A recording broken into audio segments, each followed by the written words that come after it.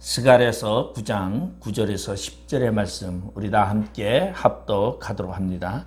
시온에 따라 크게 기뻐할지어다. 예루살렘에 따라 즐거이 부를지어다. 보라, 내 왕이 내게 임하시나니 그는 공의로우시며 구원을 베푸시며 겸손하여서 나귀를 타시나니 나귀의 작은 것 곧 나귀 새끼니라. 내가 에브라임의 병거와 예루살렘의 말을 끊겠고 전쟁하는 할도 끊으리니 그가 이방 사람에게 화평을 전할 것이요 그의 통치는 바다에서 바다까지 이르고 유브라데 강에서 땅 끝까지 이르리라. 아멘. 오늘 스가랴 9장 9절에서 10절의 말씀은 우리가 너무나 12월 달 되면은 성탄절이 가까우면 언제나 우리가 즐겨 찾는 그러한 구절 중에 하나입니다. 바로 우리 예수님이 왕으로 오셨고, 그리고 왕으로 오신 그 예수님이 겸손함으로 나귀를 타신, 그리고 마태복음과 마가복음과 누가복음, 공관복음에 나귀를 타시는 예수님을 소개를 하고 있습니다. 벌써 대림절이 두 번째 주지만은 우리는 그 예수님을 환영하고 예수님을 찬양하기보다는 세상 속에 우리의 정신을 팔릴 때가 너무나 많다라는 것입니다. 예화 중에 이런 예화가 하나 있습니다. 어느 목수가 전기톱을 가지고 나무를 자르고 있었습니다. 근데 그의 아들, 조그만 아들이 시계를 가지고 놀다가 그만 톱밥 가운데랑 시계를 떨어뜨리고 말았습니다. 그러니까 이 아들이 시계를 찾고자 막 톱밥과 대패밥을 막 이렇게 이제 뒤지면서 시계를 찾으려고 하는데 시계를 찾을 수가 없고 도리어 지옥만 어지럽게 흐트럽게 되는 그러한 것을 이 아빠인 목수는 보게 됩니다. 그러면서 이 아들의 행동을 주의 깊게 바라본 이 아빠는 아들 곁에 다가가서 이렇게 말합니다. 아들아, 급할수록 당황하지 말고 마음을 차분하게 가지고 그리고 생각해봐라. 그러면 해답이 떠오를 것이다. 그러면서 이 아들에게 이제 아들아, 아빠가 어떻게 하는지 잘 봐라. 그렇게 하고서는 아빠는 전기 터보의 기계를 스위치를 끄고, 그러니까 그 요란하던 그곳이 조용해졌습니다. 그리고서는 아빠는 이 아들에게 나를 따라해라 하고 톱밥에 귀를 기울이면서 엎드려서 시계 소리가 어디서 나는가 하고 귀를 기울이니까 톱밥 한 곳에서 째깍째깍 시계 소리가 납니다. 그곳을 파봤더니 정말 그곳에는 아들의 시계가 있었습니다. 아들은 그 잃어버린 시계를 찾아서 너무 좋아했는데 그 시계를 찾는 방법이 너무 쉽게 찾는 아빠의 그 방법을 보고서 아빠 최고라고 이야기를 합니다. 오늘 우리가 살아가는 이 세상, 우리가 살아가는 이 사회 속에서도, 가정 속에서도, 우리의 삶 속에서도 이러한 일들이 너무나 많습니다. 세상의 소음이, 세상의 소리가 나의 생활의 목표를 찾지 못하고 내가 소중히 여기는 것들을 잃어버리게 하는 경우가 너무 많다는 것입니다. 이제 12월이 되면은 예수님이 오신 날, 메시아가 오신 것을 기념합니다. 이제 우리는 무엇을 해야 되냐면 예수를 믿는 우리는 예수의 소리를 들어야 합니다. 그런데 세상의 소리가 너무너무 커가지고 우리는 예수의 소리를 듣지 못하고 있다는 것입니다. 그러면 우리가 예수의 소리를 듣기 위해서는 우리는 어떻게 하는가? 잠시 세상의 소음을 잠시 꺼둬야 한다는 것이죠. 그리고 세미하게 들려오는 그 예수님의 소리에 귀를 기울여야 한다는 것입니다. 그런다면 분명히 주님은 우리에게 오늘도 말씀해 주신다는 것입니다. 그러한 예수님의 세미한 음성을 듣기 위해서 우리가 세상의 소리를 잠깐 꺼두고 그리고 귀를 기울이며 그리고 우리가 하나님의 말씀을 듣고자 하는 그러한 모습이 우리 앞에 나타날 때에 우리에게는 분명히 예수님의 그 소리가 들려옵니다. 지금까지는 내가 물질을 주인으로 삼고 지금까지는 내가 명예를 주인으로 삼고 지금까지는 내가 부를 주인으로 삼고 살아왔다면 잠시 우리는 내려놓고 예수님의 소리에 귀를 기울이는 그러한 삶을 갖자고 하는 것이 바로 12월 대림절입니다. 우리가 한 달 동안에 주님이 오시는 성탄 그날까지 우리는 우리의 마음을 다스리면서 주님을 기다리며 주님의 소리를 듣고자 하는 그러한 마음으로 우리가 성탄을 준비합니다. 우리가 다시 주님을 발견할 때 주님을 주인으로 삼고 살아갈 수 있는 그러한 신앙인이 될 수 있다는 것입니다. 하나님은 우리에게 구속을 위하여 예수를 이 땅에 보내시기 위한 것이 바로 2000년 전에 잠깐의 시간 속에서 계획 속에서 만들어진 것이 아니라 천지를 창조하기 이전서부터 우리를 위하여 준비하셨던 하나님의 계획이었다는 것입니다. 그래서 그 예수님을 통하여 이 땅에 오시게 된 것은 신약의 시대만이 아니라 구약의 시대에도 이미 예언되어 있었던 것입니다.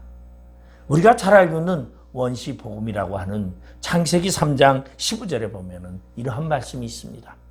내가 너를 여자와 원수가 되게 하고 내 후손도 여자의 후손과 원수가 되게 하리니 여자의 후손은 내 머리를 상하게 할 것이요 너는 그의 발꿈치를 상하게 할 것이라고 말씀하시며 예수님이 오실 것을 이미 예언하고 있습니다.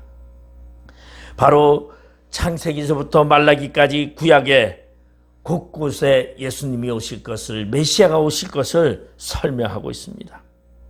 그리고 예수님이 태어나기 전에 약 500년 전에 오늘 스가랴 선지자를 통해서 하나님이 말씀하고 계시는 내용이 바로 오늘의 본문의 내용입니다.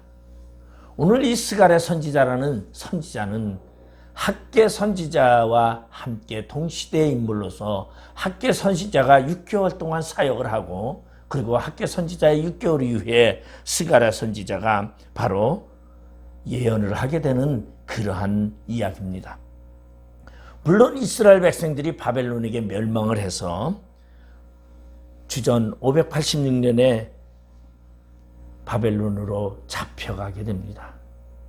그리고 그들이 이 바벨론에 잡혀간 그들이 70년이라는 세월을 거쳐서 그들이 다시 예루살렘으로 돌아오게 됩니다. 메데파사에 의해서 바벨론이 멸망하고 그리고 메데파사의 고레스의 왕에 의해서 그들이 고국으로 귀환할 수 있는 그러한 귀환의 그러한 기쁨을 가지고 그들이 주전 537년에 예루살렘으로 귀환하게 됩니다. 그렇지만 그들이 귀환한 예루살렘은 기름진 땅도 아니요 그리고 잘 지어진 집도 아니요 살만한 곳이 아니었고 황폐한 곳이었습니다.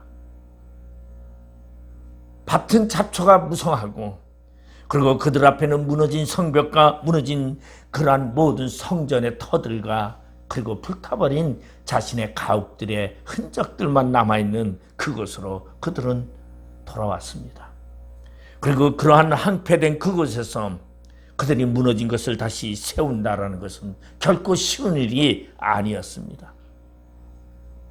우리 보면은 요새 우리 이스라엘과 하마스가 전쟁을 하는데 우리 이스라엘에서 우리 하마스를 잡기 위해서 포격을 합니다.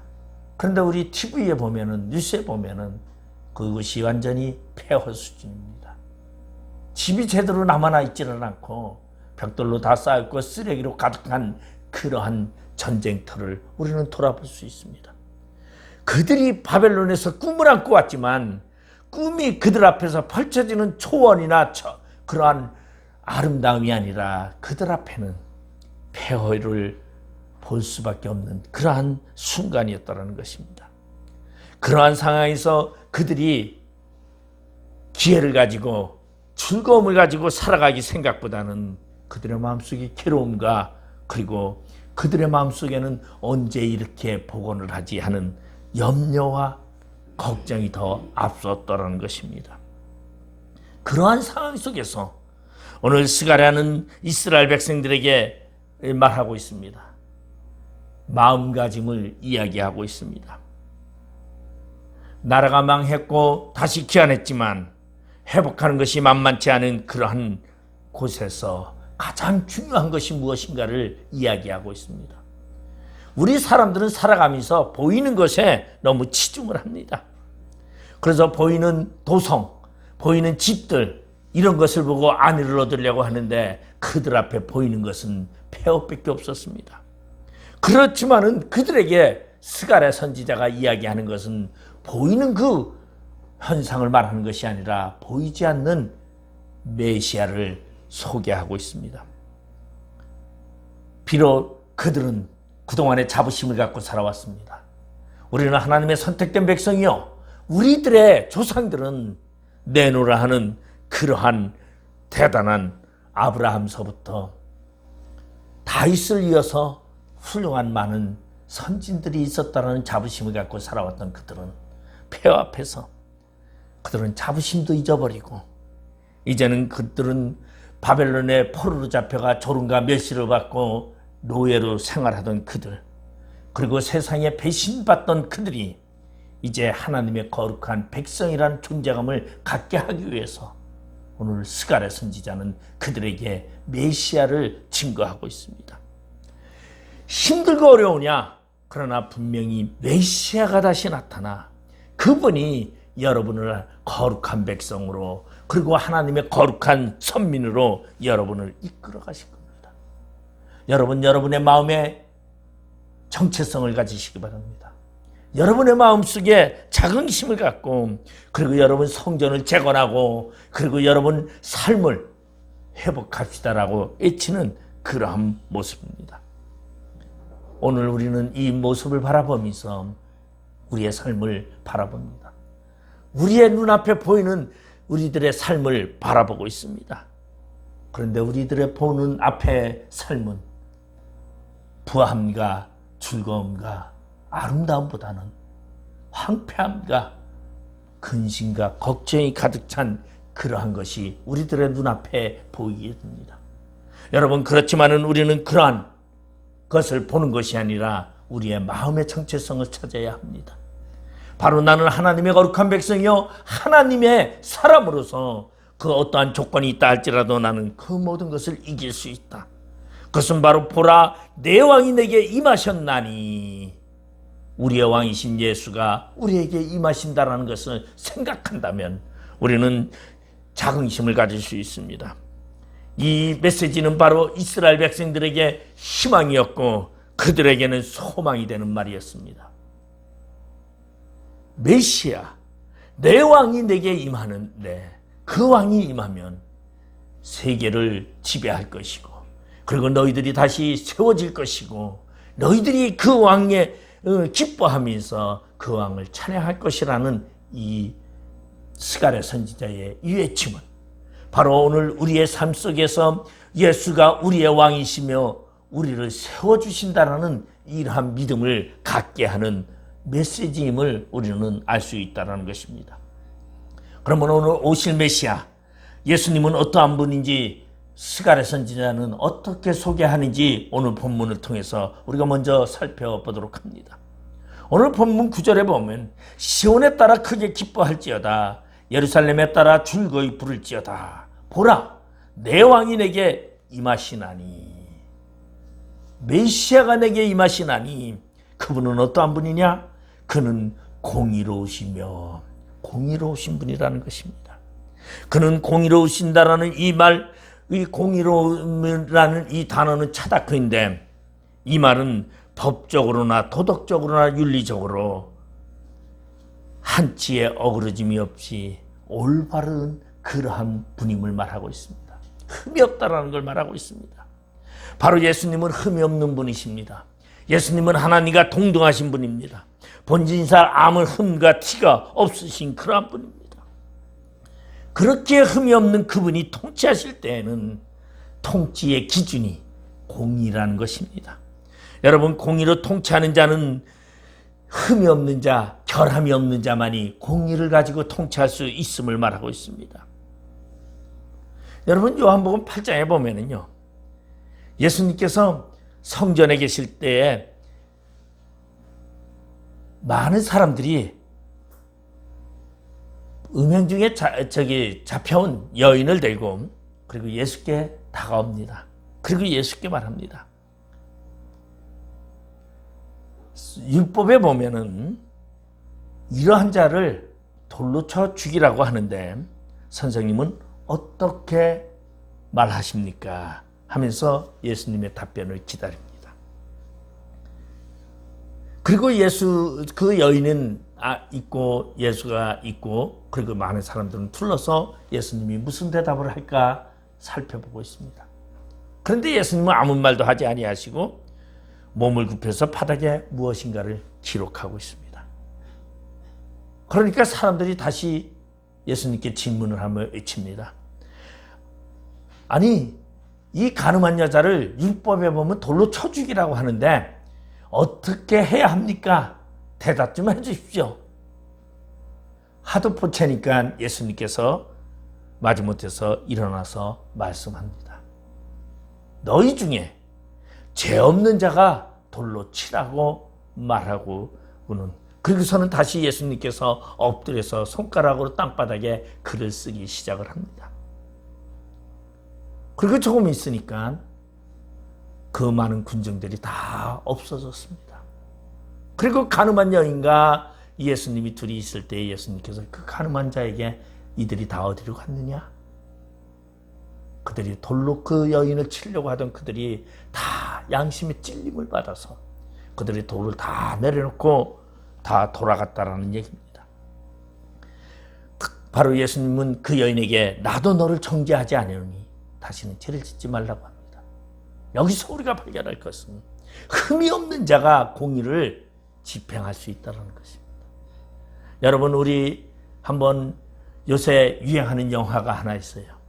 서울의 봄이라는 영화가 있는데 그것은 12.12 사태의 그러한 사건의 과거의 사건입니다. 1979년 그때 제가 대학교 2학년 때인데 그 12.12 사태에 우리 보면은 박정희 대통령이 10월 26일 날 서거하면서 보안사령관으로 있던 전두환이라는 소장이 바로 정권을 찬탈하는 이야기입니다. 그가 정권을 찬탈하기 위해서 그는 그의 주변에 정권을 유지했던 사람들을 전부 가차없이 죽일 수밖에 없었습니다. 왜? 그들을 살려두고는 자신의 흠이 있기 때문에 정치를 할 수 없기 때문이라는 것이. 죽이고 싶어서 죽이는 것이 아니라 자신의 흠을 감추기 위해서는 죽일 수밖에 없는 것입니다. 바로 공의라는 것은 흠이 없는 자만이 가질 수 있어요. 바로 그런 자만이 정치를 바로 할 수 있고 바로 백성들을 잘 다스릴 수 있다는 것입니다. 그런데 우리 예수님은 공의로 너희를 다스리신다 그랬어요. 공의로우신 분이라는 것입니다. 바로 예수님은 우리에게 언제나 온전하게 그리고 우리를 공의를 가지고 우리에게 다가오시는 분이다라는 것입니다. 그러나 흠이 있는 자는 자신의 흠을 감추기 위해서 남을 해할 수밖에 없다는 것을 우리는 알 수 있습니다. 오직 하나님의 성품인 공의의 성품을 가지고 오신 분이 예수 그리스도라는 것입니다. 그리고 예수 그리스도는 그 하나님의 공의를 가지고 통치하시고 판결하시고 그리고 이 세상을 다스린다는 것입니다. 데살로니가 후서 1장 6절에서 8절에 보면 너희로 환난을 받게 하는 자들에게는 환난으로 갚으시고 환난을 받는 너희에게는 우리와 함께 안식으로 갚으신 것이 하나님의 공의시니 주 예수께서 자기의 능력의 천사들과 함께 하늘로부터 불꽃 가운데서 나타나실 때에 하나님을 모르는 자들과 우리 주 예수의 복음에 복종하지 아니하는 자들에게 형벌을 내리시리니 바로 환난을 받는 자들에게는 환난을 남에게 하는 자들에게는 환난으로 그들을 갚으시고 그리고 환난을 받는 너희에게는 안식으로 갚으신다는 것이 이게 공의예요. 여러분이 힘들고 어렵고 여러분 이 세상 살아가면서 많은 고통이 있습니까? 하나님이 다 갚으신다는 거예요. 그것이 바로 예수 그리스도의 우리에게 찾아와서 갚으신다라는 것이죠. 보상하신다라는 것이에요. 바로 보복이 아니라 보상하시는 하나님. 그래서 이 말은 공이라는 말, 이 보상이라는 말은 갚다라는 말입니다. 우리의 고통을 예수님이 갚아주신다라는 것이에요. 그래 바로 하나님의 공의의 하나님이신 예수님이 어떻게 갚아주십니까?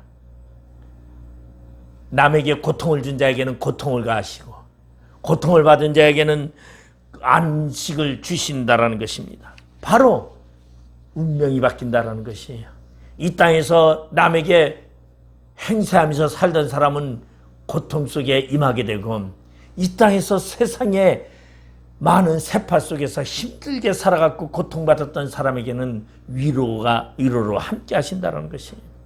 그래서 데살로니가후서 1장 7절에 보면은요, 주 예수께서 자기의 능력에 천사들과 함께 하늘로부터 불꽃 가운데서 나타나실 때에 뭡니까? 재림하실 때에 예수님이 다시 재림하시는 그때에 심판의 측면이 있고 그 다음에 구원의 측면이 있다는 것이에요. 보상의 측면이 있다는 것이에요. 여러분, 우리는 예수님이 재림하는 그날 우리는 보상을 받게 되어 있습니다. 그러나 예수를 믿지 아니하고 그의 백성이 아닌 자들은 예수님이 재림하는 날 다 심판을 받게 되어 있다는 거죠. 바로 성경은 심판과 구원에 대해서 말하고 있습니다. 구원은 은혜 구원이죠. 심판은 행위 심판입니다. 여러분, 우리는 은혜로 구원받고 그리고 우리를 힘들게 했던 자들은 그들의 행위로 심판을 받게 하신다는 것입니다. 그 심판은 무엇입니까? 바로 영원한 형벌이에요. 영원한 불못, 꺼지지 않은 불못에 던져지는 그들이 된다는 것입니다. 그리고 10절에 보면은 뭐라고 말씀하냐면 그날에 그가 강림하사 그의 성도들에게 영광을 받으시고 모든 믿는 자들에게서 놀랍게 여김을 얻으시리니 이는 우리의 증거가 너희에게 믿어졌음이라고 말하고 있습니다. 바로 예수님이 강림하신 그날 재림. 2000년 전에 예수님은 이 세상에 초림하셨습니다. 이제 우리는 예수님을 기다리고 메시아를 기다리는 그 예수님은 바로 재림하시는 예수님입니다. 그분이 오실 때 우리는 영원한 나라, 우리는 영생의 나라 천국에서 그분의 통치를 받으며 공의의 통치를 받으며 우리는 살아가게 된다는 것입니다. 그리고 예수님은 어떠한 분이었습니까? 오늘 여기 보니까 구원을 베푸시며 보란 내 왕이 내게 임하시나니 그는 구원을 베푸신다고 말하고 있습니다.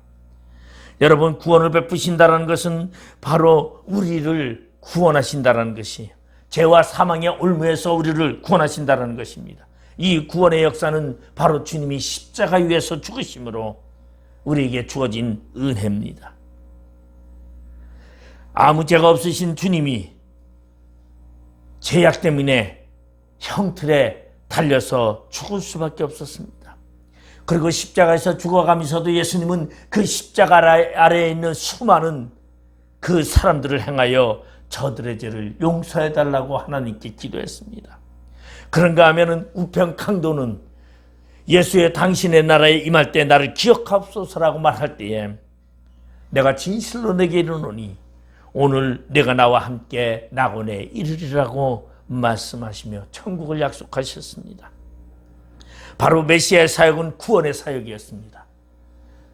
우편 강도는 오랫동안 회개하지도 않았습니다.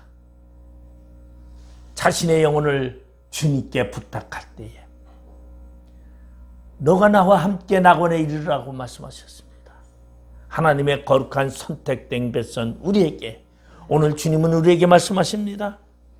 너가 나와 함께 낙원에 이르리라. 바로 그 예수, 그분은 바로 예수 그리스도요 메시아라는 것입니다. 이 메시아는 구원의 사역을 담당하기 위해서 오셨던 그 메시아. 마태복음 1장 23절 25절에 보면 보라 처녀가 잉태하여 아들을 낳을 것이니 그의 이름은 임마누엘이라 하리라 하셨으니 이를 번역한즉 하나님이 우리와 함께 계시다 하며 요셉이 잠에서 깨어 일어나 주의 사자의 분부한 대로 행하여 그의 아내를 데려왔으나 아들을 낳기까지 동침하지 아니하더니 나음에 이름을 예수라 하더라.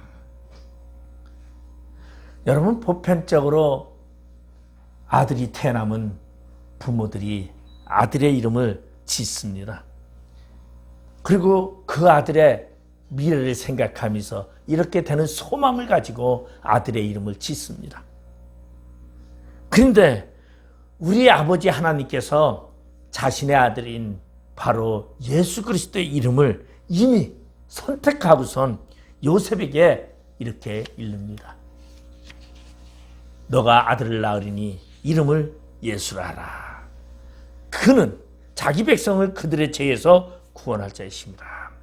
예수라는 말, 그 말 그대로 여호와는 구원이시다라는 것입니다.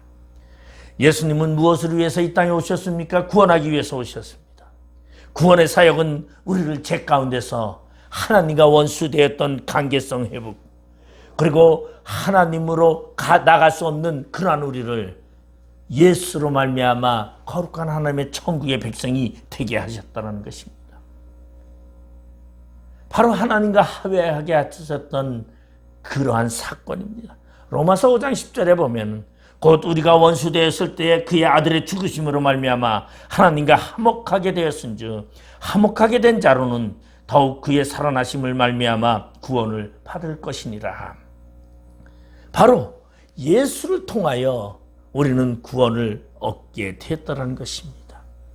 바로 우리는 죄악 가운데서 사망에 이를 수밖에 없는데 예수를 통하여 우리는 영생에 이르게 되었고, 그리고 그 예수를 우리는 찬양할 때마다 우리에게는 기쁨이 넘쳐날 수밖에 없습니다.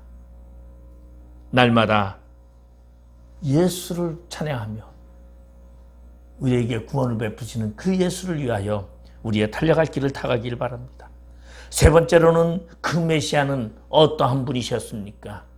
오늘 9절에 보니까 그분은 겸손하여서 나귀를 타시나니 나귀의 작은 것 곧 나귀 새끼니라. 겸손하여서. 바로 예수님은 겸손하신 분입니다.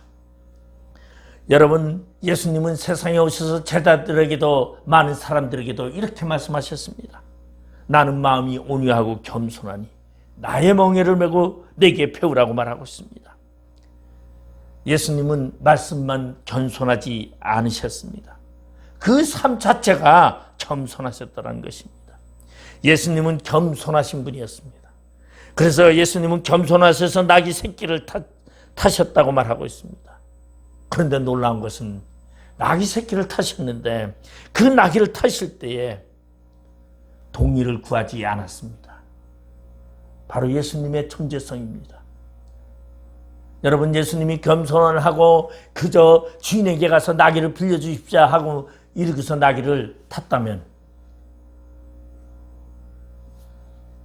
존재성이 높지도 않고, 그리고 자신의 신분이 높지도 않기에 겸손이라는 말을 말할 수 있습니다. 여러분, 왕이 겸손하다는 것은 자신의 신분을 가지고 있으면서도 겸손함을 말하고 있습니다. 바로 예수님은 세계 모든 우주 만물을 다스리는 분이었습니다. 그러한 분이 그는 나귀에게를 그냥 끌어오라고 제자들에게 명령했습니다. 왜냐하면 예수님은 천하 만물을 다스리시는 왕이시기 때문에, 바로 그것이 예수님의 소유였기 때문에 예수님은 그냥 나귀를 끌어오라고 말했습니다. 바로 그러한 분, 겸손하신 분. 우리는 그러한 이야기를 많이 합니다. 우리는 장군들을 볼 때에, 지도자를 볼 때에 지도자들을 그렇게 이야기를 합니다. 지장이라는 것은 지혜가 총명한 장수를 지장이라 합니다. 그런가 하면은 맹장이라고 하는 맹장은 뭐냐면 용맹스러운 사람입니다. 그래서 군대 앞에 나를 따르라 하고서 외치면서 부하들을 이끌어가는 사람을 맹장이라고 합니다. 근데 더 훌륭한 장수가 있는데 그 장수는 뭐냐면 덕장이라는 장수입니다. 덕을 가지고 부하들을 다스립니다. 그래서 이러한 덕장을 가장 훌륭한 지도자라고 이야기를 합니다. 바로 예수님은 왕이신데 겸손하신 왕이다. 왕이 겸손하다라는 것은요, 극히 쉬운 일이 아닙니다. 우리 보편적으로 겸손한 것은 아랫사람들이 겸손하다고 하죠. 윗사람에게 겸손하게 그렇게 이야기를 합니다. 그런데 윗사람이 조금만 겸손하면요, 많은 사람들이 친송을 베풀며 그들에게 이야기를 합니다. 그리고 그러한 왕을 모셨다면 너무나 좋아합니다. 그런데 예수님은 나귀 새끼를 타고 이 세상에 메시아로 오셨는데, 왕으로 오셨는데, 그때 수많은 따르는 무리들은 그 예수를 향해서 뭐라고 외쳤냐면, 나귀 새끼를 타신 그 예수님을 향하여 호산나 다윗의 자손이여 우리를 구원하소서 이야기를 합니다. 여러분, 많은 사람들은요, 전쟁터에 나가서 승리를 하면 뭘 타고 오냐면 백마 타고, 그리고 화려하게 옵니다. 근데 예수님은 이 세상의 왕으로 오신 그 예수님은 나귀 새끼를 타셨어요. 근데 그 수많은 무리들은 그 예수님을 향하여 겉옷을 깔면서 호산나 다윗의 자손이여 우리를 구원하소서라고 외쳤습니다. 그때 바리새인과 서기관들은 얘기를 합니다. 아니, 저것이 옳은 것이냐? 만약에 이 백성들이 소리치지 아니하면 돌들로도 소리칠 것이라고 말하고 있습니다. 이 말은 다시 말해서 예수의 존재성을 말합니다. 예수의 절대적인 권력을 말하고 있다는 것입니다. 예수님은 그러한 권력을 가지고 있으면서도 겸손하셨던 분입니다. 그래서 예수님은 이 땅에 마구간으로 오셨고 천한 모습으로 이 땅에 오셨지만, 그러면 왜 우리를 위하여, 우리 인간을 위하여, 죄인들인 우리 인간을 위하여 그런 모습으로 우리에게 다가오신 분이었습니다. 그리고 오늘 본문 10절에 보니까 내가 에브라임의 병거와 예루살렘의 말을 끊겠고 전쟁하는 할도 끊으리니 그가 이방 사람에게 화평을 전할 것이요 그의 통치는 바다에서 바다까지 이르고 유브라데 강에서 땅끝까지 이르리라. 예수님은 어떠한 분이시냐? 세상을 통치하러 오시는 분입니다. 왕으로 오시는 분입니다. 그분은 그러면 통치의 방법을 먼저 이야기를 하고 있습니다. 통치의 방법은 어떻게 말하고 있습니까? 에브라임의 병거와 예루살렘의 말을 끊겠고 전쟁하는 할도 끊겠고 그가 이방 사람에게 화평을 전할 것이요. 예수님이 이 땅에 오셔서 통치하는 방법입니다. 전쟁을 끊어버립니다. 말도 끊어버립니다. 할도 끊습니다. 평화로 이 땅에 오신 예수라는 것이. 대부분이 많은 군주들은 무엇으로 통치합니까? 군사로 통치합니다. 권력으로 통치합니다. 그런데 우리 예수님은 군대로 전쟁으로 통치하는 것이 아니라 평화로 통치하고, 그리고 이방 사람에게 화평을 전할 것이요 이방인에게 버려진 사람들에게도 찾아오시는 예수님임을 말하고 있습니다. 그리고 그 통치 권력은 어디까지느냐? 바로 바다에서 바다까지 이르고 유브라데 강에서 땅끝까지 이르라. 이 말은 온 세상 전체를 통치하는 영역으로 말하고 있습니다. 바로 예수님은 한 나라에 국한돼서 오신 분이 아닙니다. 이 온 우주를 다스리기 위해서 오신 분이고, 그리고 그러한 온 우주국에 있는 온 나라에 있는 이 백성들을 구원하셔서 하나님의 거룩한 백성으로 삼기 위해서 예수님은 오신 것입니다. 바로 하나님의 나라에 하나님이 택한 그 백성 하나도 잃지 않기 위해서 오신 예수님이라는 것입니다. 오늘 우리는 주님으로 인하여 기뻐하시기 바랍니다. 예수로 말미암아 우리는 은혜 안에 있게 되었고 심판에 거하지 아니하고 은혜 속에서 생명으로 거하게 됨을 감사하며 주님을 찬양하시는 모두가 되시기를 주님의 이름으로 축원드리겠습니다. 기도하시겠습니다. 아버지 하나님, 은혜를 감사드립니다. 예수의 오심은 왕으로 오시고 그리고 우리를 하나님과 관계 회복을 통한 거룩한 백성으로 삼기 위하여 오심을 찬양하며 우리는 그 주님을 기다리는 저희들 되게 하여 주시옵소서. 감사하며 예수님의 이름으로 기도드리옵나이다. 아멘.